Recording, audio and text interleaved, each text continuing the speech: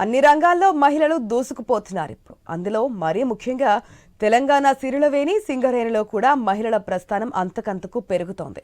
Office work షాప్లకు మాత్రమే పరిమితమైన మహిళలు ఇప్పుడు ఏకంగా భూగర్భ గనిలో సైతం బొగ్గును తవ్వుతూ ఔరా అనిపిస్తున్నారు. ప్రభుత్వం సింగరేణి యాజమాన్యం తమకును ఇలానే సపోర్ట్ చేస్తే సింగరేణిలో అన్ని రంగాల్లో తాము తగ్గేదే లేదంటున్న సింగరేణి మహిళా కార్మికులతో మా ఆదిలాబాద్ ప్రతినిధి శ్రీనివాస్ మరిన్ని వివరాలు అందిస్తారు. దేశానికి వెలుగులు అందిస్తున్న సింగరేణి ప్రతి ఏడాది కూడా నూతన ఉద్యోగాల కల్పన కల్పిస్తూ అయితే నిరుద్యోగులకు బాసటగానే నిలుస్తుంది. సుదీర్ఘ 134 ఏళ్ల సింగరేణి ప్రస్థానంలో ఎన్నో ఒడిదుడుకులతో పాటు నూతన రిక్రూట్మెంట్లను చేస్తూ అందరికీ ఆదర్శంగానైతే నిలుస్తుంది. దాదాపుగా 2018కు ముందు సింగరేణిలో మహిళా శక్తి తక్కువగా ఉన్నప్పటికీ కూడా 2018లో కారుణ్య నియామకాల ఏర్పాటు తర్వాత మాత్రం సింగరేణి సిగలోనైతే మహిళా శక్తి ప్రధాన కీలక పాత్రనైతే పోషిస్తోంది.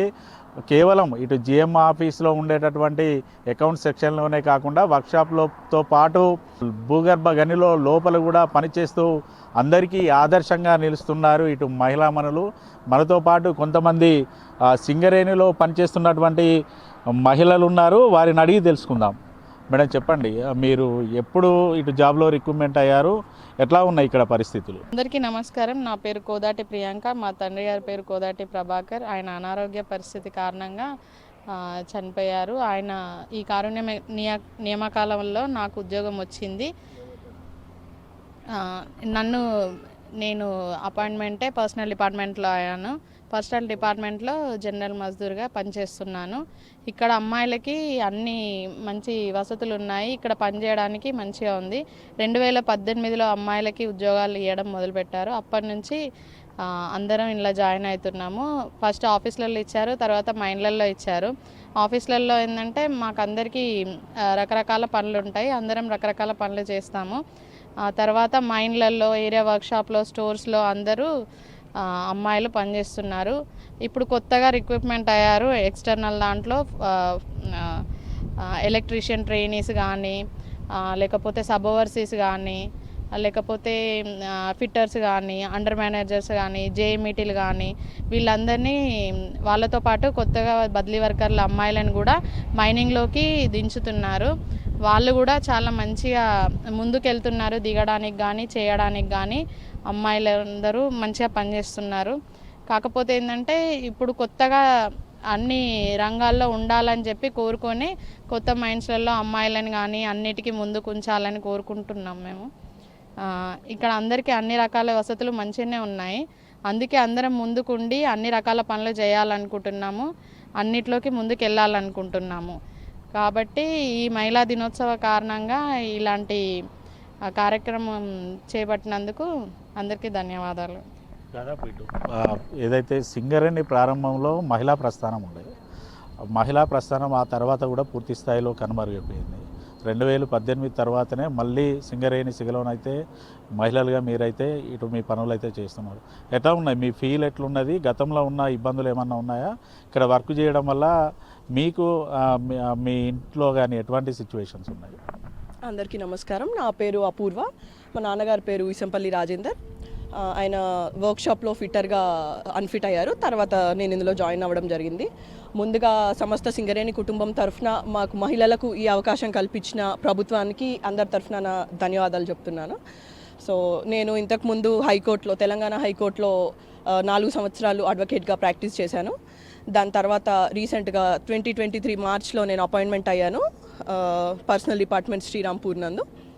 సో ఇక్కడ ఎవరెవరు ఏ తెలివితేటలు ఉన్నాయో, ఎందులో నైపుణ్యాలు, ఎవరికి ఎందులో స్కిల్స్ ఉన్నాయో సింగరేణి సంస్థ గుర్తించి అందులోనే వాళ్ళని చేర్పించుకోవడానికి ట్రై చేస్తూ ఉంది. సో నేను లా చేశాను కాబట్టి నన్ను లా డిపార్ట్మెంట్లో నా స్కిల్స్ని యూజ్ చేసుకోవడం, ఒకరు బీటెక్ చేసిన వాళ్ళు, సివిల్లో ఉన్న వాళ్ళు, మైనింగ్లో ఉన్న వాళ్ళు, ఎవరు ఎందులో ప్రావీణ్యం పొందుంటే అందులోనే మొదటిగా వాళ్ళని తీసుకొని వాళ్ళ స్కిల్స్ని యూజ్ చేసుకోవడం జరుగుతుంది.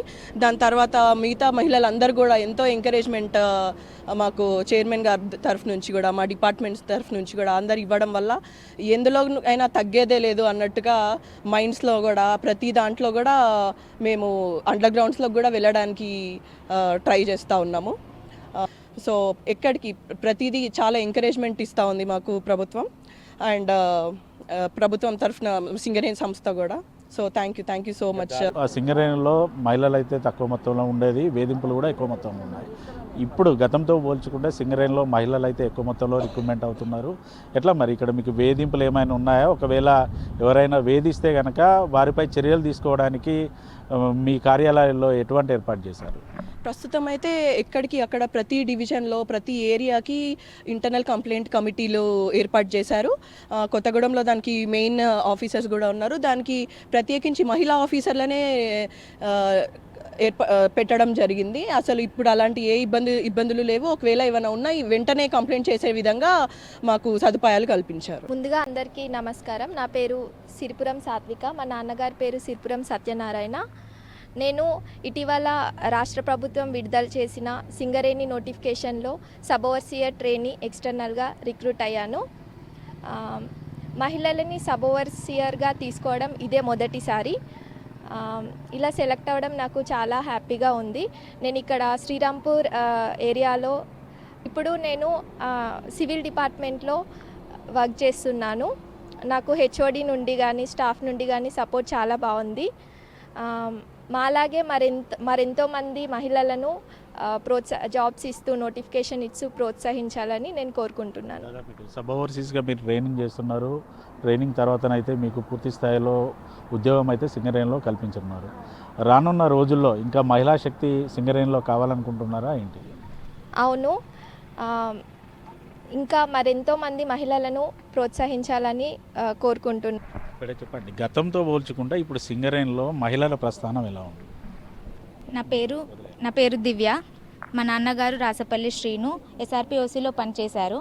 కారుణ్య నియామకం కింద నాకు జాబ్ కల్పించడం జరిగింది. దానికి నేను చాలా సంతోషిస్తున్నాను. గతంలో అంటే చాలా కష్టంగా ఉండేది. మా నాన్న వాళ్ళు చెప్తుండే అన్నమాట. చాలా కష్టాలు మేము ఎదుర్కొన్నాము. ఇప్పటి పరిస్థితులు మాత్రం చాలా మారిపోయాయి. మీకు చాలా అవకాశాలు ఉన్నాయి, వసతులు కూడా చాలా కల్పిస్తున్నారు మీకు అనేసి చాలా చెప్తుంటారు మా నాన్నగారు. అంటే దాదాపు గతంలో అండర్ గ్రౌండ్ అంటే కేవలం పురుషులు మాత్రమే వెళ్ళేది, కానీ ప్రస్తుతం ఇప్పుడు మహిళల్ని కూడా అండర్ గ్రౌండ్లోకి రిక్రూట్మెంట్ చేశారు. అంటే పురుషులకు ధీటుగా మహిళలు లోపల కూడా పనిచేసే అవకాశాలు ఉన్నాయి. అవును, ఉన్నాయనే నేను అనుకుంటున్నాను. ఎందుకంటే సింగరేణిలోకి రావడమే ఒక ధైర్యంతో రావడం జరిగింది ఇక్కడికి. సో ఏదైనా పర్లేదు చేసేద్దామన్నట్టుగానే ధీటుగానే అందరూ ముందుకెళ్తున్నారు. గత 6 ఏళ్ళుగానైతే ఇటు సింగరేణిలోనైతే మహిళల ప్రస్థానం అయితే పెరిగింది. కేవలం జిఎం ఆఫీసులకు మాత్రమే పరిమితమైనటువంటి మహిళా సింగరేణి ఉద్యోగులు కూడా ప్రస్తుతానికి ఇటు భూగర్భ గనుల్లో కూడా రిక్రూట్మెంట్ చేయడంతో పాటు ప్రతి ఒక్క డిపార్ట్మెంట్లో కూడా మహిళలకు మొదటి ప్రాధాన్యతను ఇస్తూ అయితే ఉద్యోగాల కల్పన చేయడంతో అయితే వారైతే హర్షమైతే వ్యక్తం చేస్తున్నారు. కేవలం ఇతర రంగాల్లో మహిళలు పోటీ పడుతూ ఉద్యోగాలు సాధించడం మాత్రమే చూసాం, కానీ సింగరేణి సిగలో మహిళల ప్రస్థానం కూడా మరవలేనిదిగా రానున్న రోజుల్లో కూడా నిలిచే అవకాశాలు అయితే ఉన్నాయి. వీడియో జర్నలిస్ట్ రమేష్తో శ్రీనివాస్, ఐ న్యూస్, మంచిర్యాల జిల్లా నుండి.